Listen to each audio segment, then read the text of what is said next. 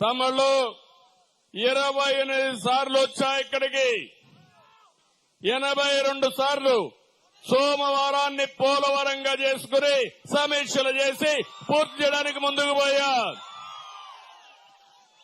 ఎవరైనా ముందుకు రాకపోతే వాళ్ళని పిలిపించి మాట్లాడా. వాళ్లకు ఉదారంగా నష్టపరిహారం ఇచ్చా. గట్టిగా కూడా నచ్చ చెప్పాను. అది నేను పడిన కష్టం ఈ ప్రాజెక్టు విషయంలో. ఈ రోజు నేను అడుగుతున్నా, మీరు చెప్పాలి.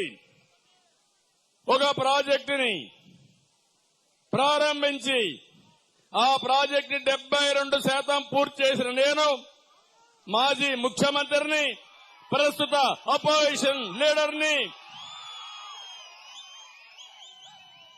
పోలవరం ప్రాజెక్టుపై అర్హత తమ్ముళ్ళు ఉందా లేదా?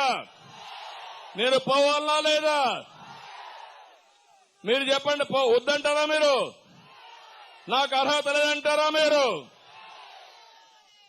ఏం చెప్పాలి తమ్ముళ్ళు? ఉన్మాద పాలన, ఒక సైకో పరిపాలన, రౌడీల పాలన.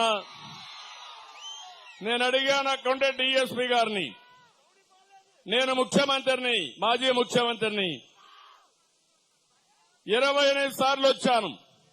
అప్పుడు లేని నక్సలైట్స్ థ్రెట్ ఇప్పుడే ఎందుకు వచ్చిందని అడిగా. ఆవిడ నీళ్లు నమిలింది, సమాధానం చెప్పలేక. ఓకే, రాత్రి వద్దన్నారు. రేపు ఉదయం వస్తా, ఎల్లుండి వస్తా, వారంలో వస్తా, నెలలో వస్తా. ఎప్పుడు రావాలో చెప్పమని అడిగాను. తమ్ముళ్ళు మీరే చెప్పండి.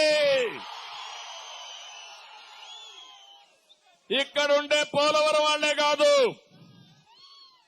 రాష్ట్రం 5 కోట్ల మంది. మీరు ఆలోచించండి.